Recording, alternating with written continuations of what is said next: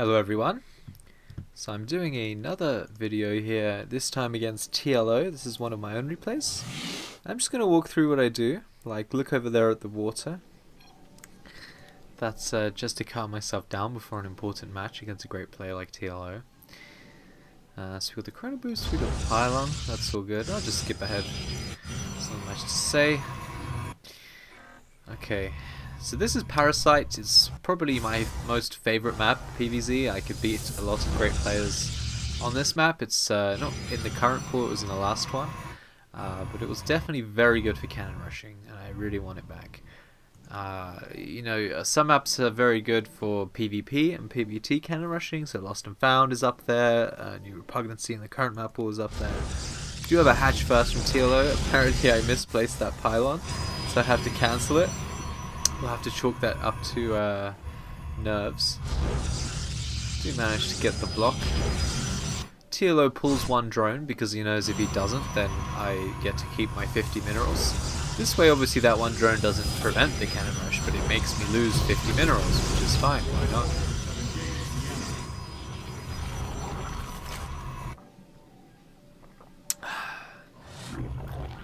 So he's obviously got a very late pull there.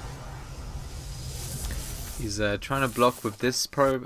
Drone, he was just blocking the cannon spot, and he was, I guess, blocking with the other one, or was he attacking my probe? Either way, he's in big trouble with this drone because he probably just didn't expect me to immediately attack the drone. But that's something you can do because you have two probes here, as opposed to the normal one probe scout, which you just can't do that much with. But two probes will kill a drone quite quickly. So this is the first cannon, and it generally is always placed on any map, not just Parasite, as close to the ramp as possible, because you don't want, the last thing you want is for him to set up spines, preventing you from getting your stalkers up the ramp. And of course this is a 2-gate build, so we will be pumping stalkers up this ramp.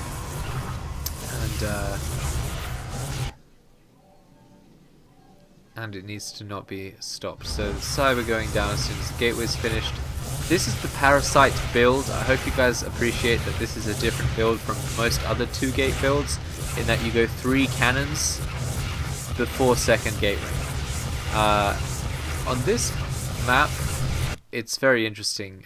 So he kept the hatchery, and one of the things that make Parasite so good is that this cannon, which you place to cover the ramp, also hits the hatchery. So I'm not sure if TLO knew that. I imagine if he knew that the second cannon would hit this hatchery, and he actually won't get that much lava off of this hatchery,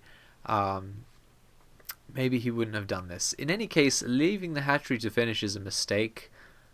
What is he going to get from this? A ling, or 2 lings, and an overlord.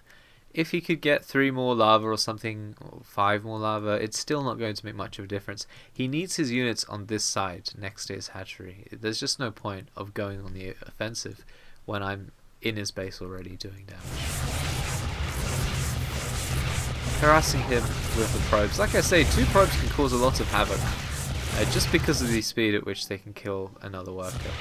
It forces the opponent to micro. See, TLO is actually not mining off of this rock right now, just because I was harassing him with the probes, and then he pulled them off, and then they just weren't mining for a while. So now he's going for 2 spines in the back. He's got his roach warren, and he'll be making ravages, I assume.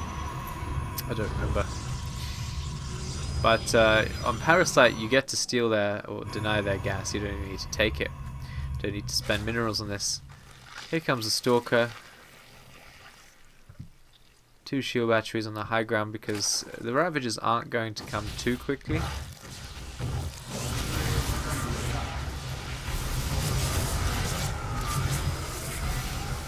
I assume he didn't buy all the cannon and shield battery complex because he didn't want to get hit by the cannon, because in order to get there you have to get hit by this one.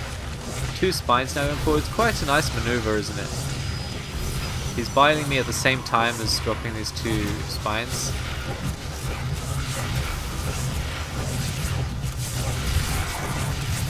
But obviously, once these low ground shield batteries finish, it's all ogre. So I think this is a a good example, this game, of a lot of small things adding up into a very quick victory. So he left the hatchery. That's 350 technically with the drone count, the drone costume there. 350 resources that aren't in play. Meanwhile, everything that I've built all game except for these buildings, and you kind of have to build the first pylon here and the rest of it. Everything is 100% efficient.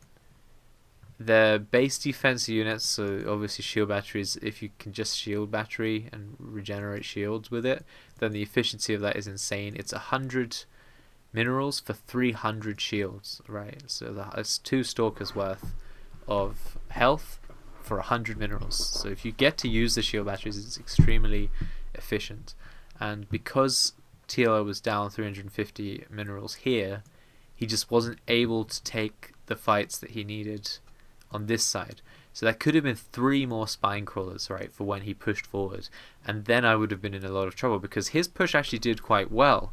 He depleted 2 shield batteries, and then I had no more. So if he had those other 3 spines, then he would have probably cleared me out from the high ground. The game wouldn't have been over for me, it just would have been a lot more equal. But because of this hatchery that he let finish, the game wasn't equal. I did everything that I should have. I spent all of my resources as quickly as I could and threw them at his base, and he just didn't have as much stuff. If you look at his resources, it's perfectly spent. This cancels because it's the end of the game and we are in replay, but even this gas he took, so he's actually just spent all of his resources 100% efficiently. He just didn't have it because of the hatchery. So this is why I say it's a mistake. And even if he had more lava from this hatchery living longer on a different map, say, what's another map? Cyber Forest right now is a very good 2-gate map. I just casted a game of Hopesayer. He did a 1 robo thing, but he was supposed to do a 2-gate build on that map, and I told him off because he built 2 low ground cannons to deal with the hatchery. But you don't need it. You just need 1 cannon. It will eventually kill that hatchery, and anything that comes off of the hatchery isn't worth the price. It's just not worth the price of the hatchery. So that's why I say that's the mistake that Zergs are making. Not all of them make it. Mio Micah in Hoop's game, he just cancelled the hatchery, and Hoop had 2 pleb cannons on the low ground. That put him ahead. It's just the rest of the game, Mio Micah failed. But the start of it was great because he baited out 300 resources for 50. Well, not even that, because the drone went and built another hatchery. So the cancel cost of cancelling a hatchery, which isn't even 100, it's less. Great. Cool. Alright, that's it. That's a short game against TLO. I think I have another one that's longer.